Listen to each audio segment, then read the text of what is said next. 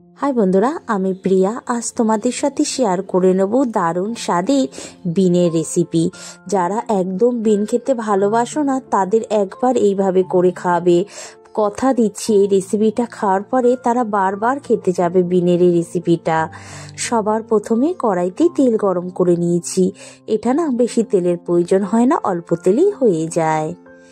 ভালো করে তেলটা গরম হয়ে গেলে দিয়ে দেব ধনে, গোটা ধনে, কিন্তু একটু ভেঙে দিয়েছি ধনেটা। কালো জিরে, একটু হিং দিয়ে দিলাম। ফোড়ন থেকে যখন সুন্দর একটা গন্ধ বেরিয়ে আসবে দিয়ে দেব আলু।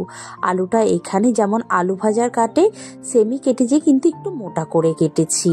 আলুটাকে প্রথমে 2-3 মিনিট একটু ভেজে নেব। 2-3 মিনিট ভাজা হয়ে গেলে দিয়ে দেবো বিনটা আমি লম্বা করে কেটে নিয়েছি। আবার এটাকে ভালো করে 2-4 মিনিট ভাজবো। দেখবে বারবার ভাজতে ভাজতে আমাদের এই সবজিগুলো সিদ্ধ হয়ে যাবে।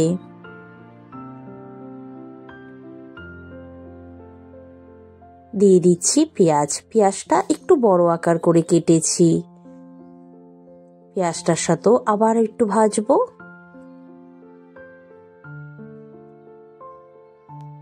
যখন দেখবো পেঁয়াজটা আমাদের নরম হয়ে গেছে, এবার এর ভেতরে আমি দিয়ে দেব ঝালের জন্য কাঁচা লঙ্কা, একটা টমেটো। আবার এটাকে ভালো করে মিশিয়ে ভেজে নেব। আমি আগেই বললাম এটা ধাপে ধাপে করতে হবে, এবং দেখবে ভাজতে ভাজতে আমাদের আলু বলো বিন বলো এগুলো সিদ্ধ হয়ে যাবে। দিয়ে দিচ্ছি সামান্য একটু আদা বাটা, হলুদ,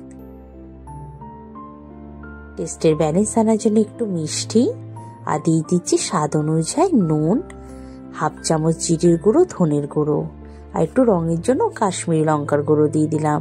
এবার সবগুলো ভালো করে মিশিয়ে নেব। দেখো আমাদের আলু কিন্তু প্রায় 50%-এর ওপরেই আলুটা সিদ্ধ হয়ে গেছে। এর থেকে বেশি সিদ্ধ করব না। এবার অল্প একটু জল দেবো, জাস্ট একটু 1/2 কাপেরও কম জল দিয়ে মশলাটার সাথে ভালো করে মিশিয়ে নিয়ে গ্যাস আস্তে দিয়ে 5 থেকে 6 মিনিট ঢাকা দিয়ে রেখে দেব। 5-6 মিনিট হয়ে গেছে। দেখো জলটাও শুকিয়ে গেছে, আর আশেপাশ থেকে তেলটাও কত সুন্দর বেরিয়ে আসছে। এবার হালকা হালকা করে একটু নাড়াচাড়া দিয়ে গরম গরম রুটির সাথে বা ডালের সাথে না খেতে ভীষণ ভালো লাগে। অবশ্যই তৈরি করবে, আমায় জানাবে কেমন হয়েছে। ভালো লাগলে সাবস্ক্রাইব করে দিও। Thank you so much.